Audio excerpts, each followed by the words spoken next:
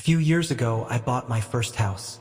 In a quiet town, it was an older, two-story colonial, nothing fancy, but the price was right and it came with a decent-sized yard. After renting apartments for years, finally having my own place was amazing. The previous owner, a retired professor named Alan Foster, had lived there for decades before moving south to be closer to family. The house was charming, if a bit worn, dark wooden floors, creaky stairs, and a big master bedroom upstairs.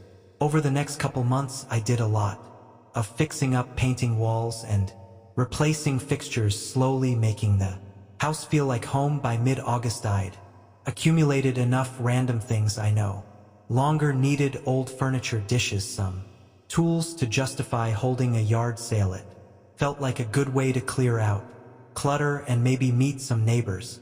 The morning of the sale was bright and sunny, already hot by 9.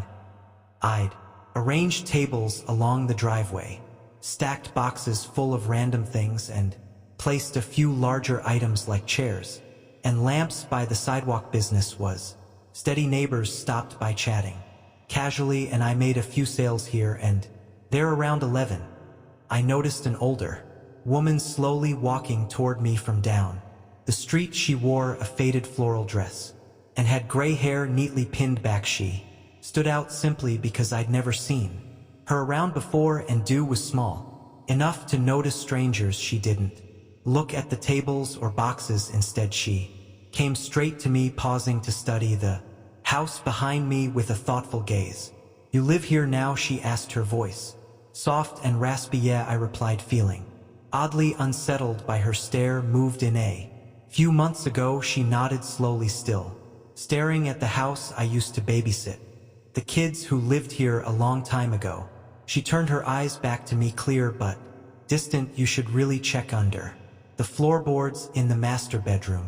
Not everything was found." Before I could even ask what she meant, she turned around and began walking away, as if she'd said all she needed to say. I called after her, but she didn't even glance back. Within moments, she was gone, leaving me standing in the hot sun, confused and uneasy. The rest of the sale passed quietly, but her words stuck with me. That evening, after everyone had gone and I'd cleaned up, I couldn't shake what she'd said. Not everything was found. What did that even mean? Curiosity eventually got the better of me. Upstairs in the master bedroom, I started tapping my feet across the hardwood floor, listening for anything unusual. After several tries, I reached the closet. The floorboards there sounded hollow compared to the rest of the room. I hesitated, then knelt down and gently pressed against the boards. Sure enough, one of them lifted slightly, loose enough to pry open by hand. My pulse quickened as I pulled up the board. Beneath it, covered in a thin layer of dust and insulation fibers, was a small bundle wrapped in dark cloth. My heart pounded harder. I hesitated again, fingers trembling slightly, before finally reaching in and carefully pulling it out. It was heavier than I expected. The cloth felt brittle and old. Nervously, I unfolded a corner, only to see what looked unmistakably like small bones tucked inside. They weren't large, but clearly not something you'd find by accident. Someone had intentionally hidden these. I quickly put the bundle down, my heart racing. Now, who hides bones beneath floorboards? My mind raced through possibilities, each darker than the last. Without hesitating further, I grabbed my phone and called the Dew police. They arrived within half an hour. 2 officers carefully took photographs, bagged the bundle, and searched further beneath the boards. Finding nothing else, they asked questions when I moved in, if I'd ever met the previous owner personally, but I had few answers. Days passed before the police finally called with an update. They assured me the bones weren't human. Tests confirmed they belonged to an animal, likely a small dog or cat. The bones were old, at least 30 years, maybe longer. Strange, yes, but apparently not criminal. There wasn't much else they could do. I thanked them. Andy tried to forget about it, but I couldn't. I called the previous owner, Alan Foster, just to ask if he knew anything. He seemed genuinely confused, saying he had no idea about bones or the floorboards, and sounded unsettled himself. He ended our call quickly. It left me even more disturbed. I checked town records looking for clues. The house had changed hands several times over the years, owners moving in and out frequently until Foster had settled there, but nothing suspicious, nothing unusual beyond normal sales and moves. I kept waiting for the old woman to return, hoping she'd explain, but she never did. None of my neighbors recognized her description. She was a complete mystery, just another loose end. Nearly a year later, those bones still bother me. Why hide animal bones beneath floorboards? Why did the woman know about them, and why did she bother telling me? But more troubling than any of those questions were her words, the ones I couldn't shake no matter how hard I tried. Not everything was found. If those bones weren't what she meant, then what else could be hidden here beneath my feet in the shadows of this old house? Before we dive into the next story, if you're visiting our channel for the first time, don't forget to hit the subscribe button and turn on the bell icon to stay updated with our upcoming scary stories. Your support means the world to us, so please share these stories with your friends and family. Thanks. Back in August of 2018, I decided I needed a good camera. My iPhone was fine, but photography was becoming a real hobby. I wanted something better, something professional, looking to mess around with on weekends and maybe even shoot family portraits with. I lived in a quiet little suburb of Portland, Oregon. Beaverton, nice houses, tree-lined streets, a pretty safe place. Yard sales popped up every weekend, especially late summer. So on a sunny Saturday morning, I got up early and started browsing the neighborhood. It was around 10 when I found one particular house on Cedar Hills Boulevard. Nothing special, white paint, red shutters, an older ranch style home, but the yard was cluttered with boxes, tables covered with clothes, tools, and random things. Behind a pile of old books, I spotted a dusty black DSLR camera, a Nikon, decent model, just older. The woman running the sale was probably late 40s, tired looking, sipping coffee from a chipped mug. When I asked about the camera, she gave me a weird look. It belonged to my ex-husband, she mumbled. Eyes down at her coffee cup. Just take it. $20 is fine. I want it gone. $20 for a Nikon DSLR, easy choice. I handed her the cash, said thanks, and drove home, feeling pretty good about my luck. The camera was dusty, but otherwise looked perfect at home. I cleaned it off, charged the battery, and turned it on. The memory card inside was still loaded with photos, hundreds of them. My curiosity kicked in immediately. I started scrolling through the images, sitting on my sofa with the late morning sun shining through the windows. Most of the pictures seemed pretty normal: vacations at the coast, a cute dog playing fetch, family barbecue. Then slowly the photos got darker. At first I thought the camera settings were wrong, or maybe the photographer was testing shots, but something felt off. There were pictures of someone's backyard at night, grainy, shadow-filled images taken through branches and fences. Next were zoomed-in shots of a porch with patio furniture arranged neatly. I felt uneasy. These weren't normal photos. These looked secretive, like surveillance. I kept clicking through. My heart started beating a little quicker. The next picture showed a bedroom, window curtains drawn light inside. The next one, the same room but closer. The next, a woman asleep in bed, blankets around her, completely unaware she was being photographed. I felt sick. This wasn't okay. My hands trembled as I kept scrolling through. It was definitely someone spying on this woman night after night. Then something made my chest tighten in panic. The bedroom in these pictures looked exactly like mine. Same curtains, same arrangement of furniture.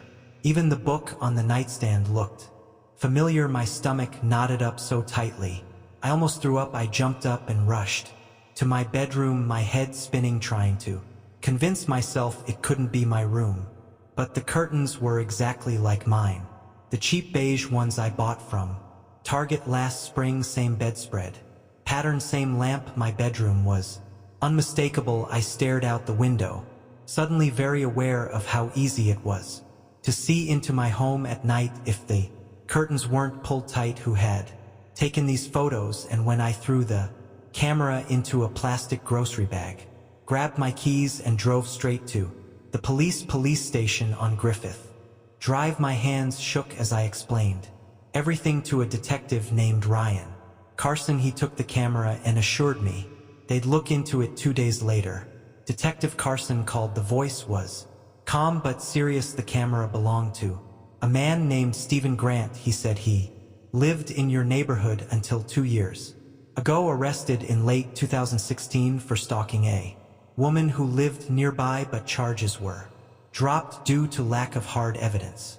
Grant disappeared, appeared shortly after that. Nobody's seen him since. I asked if they found anything else out. Carson paused. We talked to the woman who sold you the camera. Turns out she wasn't exactly truthful. Stephen Grant wasn't her ex-husband. They were never married. She was just his landlord. He vanished without paying rent, leaving his stuff behind. She sold it off piece by piece, just wanted to be rid of him. But the photos, my bedroom, I stammered, feeling dizzy. The timestamp on those photos.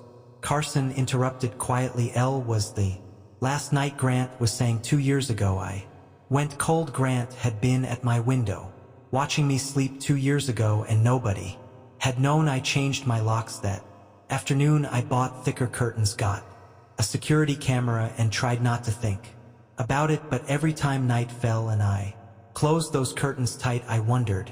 Stephen Grant vanished, but he's still out there somewhere, maybe far away, maybe just down the street, maybe even standing quietly in the shadow again, camera in hand. After all, I never heard of him being found. Last July, my wife Melissa and I decided to hold a yard sale at our home in Lancaster, Pennsylvania. Melissa's grandfather had recently passed away, leaving us with an attic full of antiques and old furniture. The plan was simple: sell what we could, donate the rest, and reclaim our living space. The morning of the sale began quietly. Neighbors drifted in and out, browsing tables filled with vintage lamps, old records, and dusty picture frames. A few antique collectors stopped by, politely asking questions and negotiating prices. Everything was ordinary, at least until about noon. An older man, probably in his mid-60s,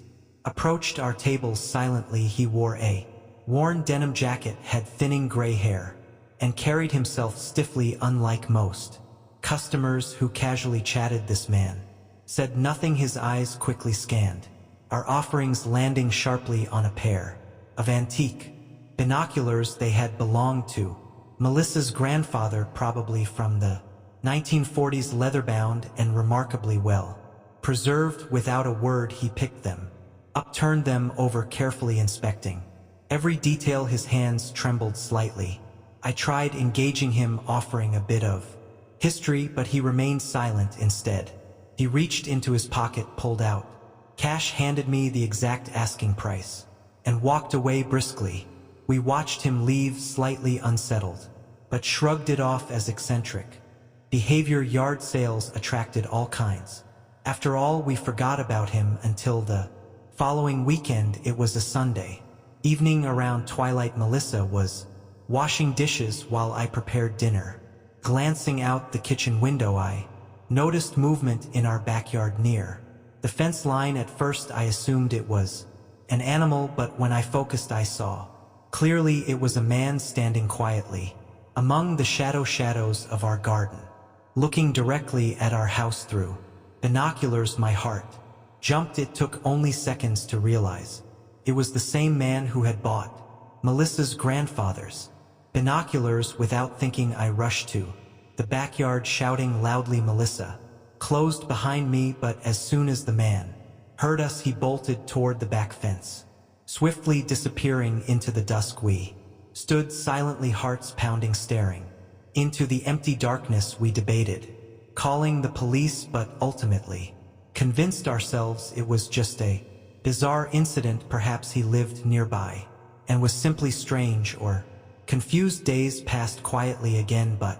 the uneasiness remained a quiet anxiety. We never fully discussed it, lingered in our routines, subtly altering the sense of safety we'd always taken for granted.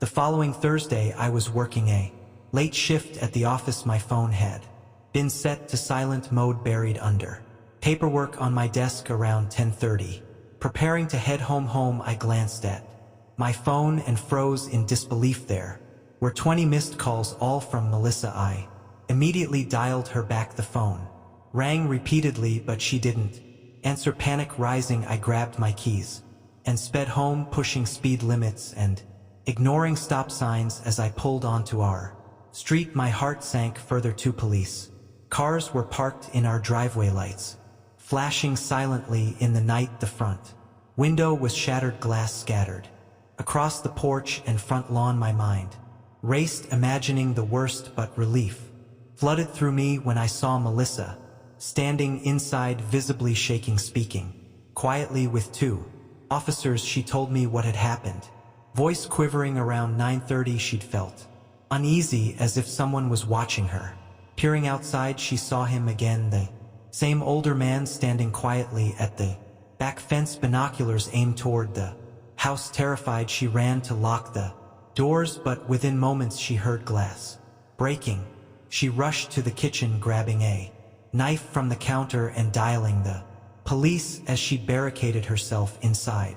By the time officers arrived, the man was gone. They searched the area but found nothing. Melissa described the man clearly, but without more evidence. The police had little to pursue. The next morning, we installed a security system, reinforced our windows, and promised ourselves we'd be more vigilant. Yet, despite all precautions, our sense of security was damaged. Exactly 1 week later, returning from work, Melissa called me frantically. She discovered a ladder leaning against the side of our house, placed carefully beneath the second-story bedroom window. Nothing appeared disturbed inside, but the implication was clear: someone had attempted to gain entry again. We didn't wait around to see if he'd return.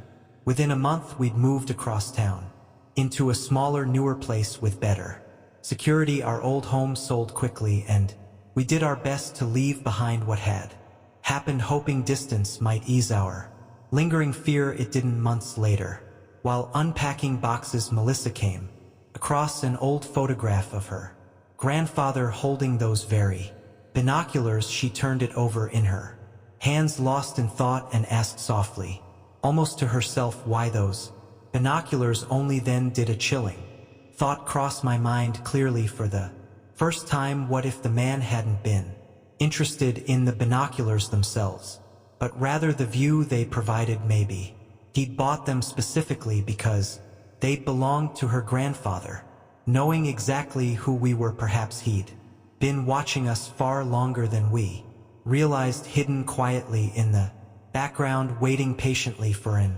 opportunity we could never fully understand. The worst part is we'll probably never know the truth.